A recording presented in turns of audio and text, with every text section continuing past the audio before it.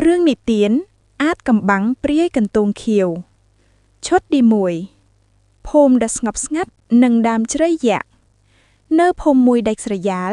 មានដើមជ្រៃដ៏ធំមួយដែលមានស្លឹកដុះខៀវស្រងាត់ខុសពីដើមឈើដទៃអ្នកស្រុកតែងតែនិយាយតៗគ្នាថានៅទីនោះមានព្រាយកន្ទងខៀវរស់នៅ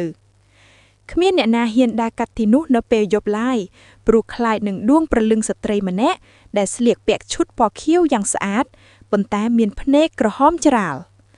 មានយុវជនម្នាក់ឈ្មោះមនុបជាមនុស្សដែលមិនសូវជឿលើរឿងអពីជំនឿថ្ងៃមួយមិត្តភ័ក្តិរបស់គេបានភ្នាល់គ្នាថាបើមានពិតមែនឲ្យមនុបសាក់លបងទៅដេកនៅក្រោមដើមជ្រៃនោះមួយយប់ដោយចង់បង្អួតភាពក្លាហានមនុបក៏យល់ព្រមតាមកោតភ្នាល់ពេលយប់ជ្រៃមកដល់មនុបបានរៀបចំកន្ទេលនិងខ្នើយទៅសម្រាកក្រោមដើមជ្រៃបរិយាកាសស្ងាត់ជ្រងំសូម្បីតែសំឡេងសត្វល្អិតក៏មិនឮដែរមានតែខ្យល់បក់ត្រជាក់ដល់ឆ្អឹងខ្នងមនុបចាប់ផ្ដើមមានអារម្មណ៍ប្លែកៗប៉ុន្តែគេនៅតែរឹងទទឹងមិនព្រមចាក់ចេញស្រាប់តែមានក្លិនផ្ការំដួលក្រអូបផ្សាយភាយពេញបរិវេណនោះមនុបបោកភ្នែកឡើងក៏ឃើញស្ត្រីម្នាក់ដ៏ស្រស់ស្អាតស្លៀកសំពត់ចងកបិនពណ៌ខៀវនិងស្បៃពណ៌ខៀវខ្ចីឈរញញឹមដាគេនាងមានសម្រស់ស្អាតលើសអស់ស្រីក្នុងភូមិប៉ុន្តែជើងរបស់នាងហាក់ដូចជាមិនប៉ះដីឡើយស្ត្រីនោះបានបបួលមនុបឲ្យទៅលេងផ្ទះរបស់នាង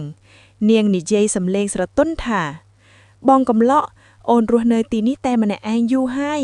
បើបងមិនខ្លាចទេសូមអញ្ជើញទៅពិសាបាយទឹកនៅផ្ទះអូនចុះមនុបដោយឃើញសម្រស់ដ៏ទាក់ទាញក៏ភ្លេចខ្លួនដើរតាមនាងចូលទៅក្នុងព្រៃជ្រៅ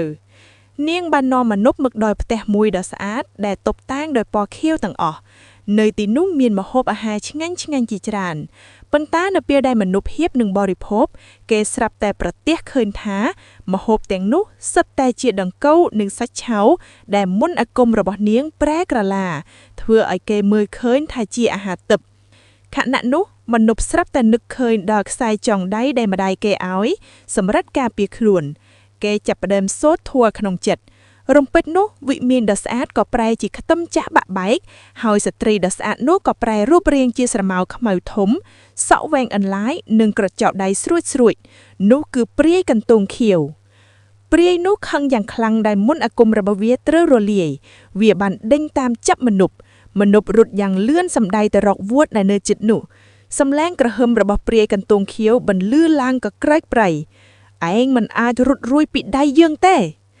មនុបរត់មកដល់របងវត្តក៏ស្រែកហៅលោកតាអាចារ្យដែលកំពុងសមាធិបានដឹងជាមុន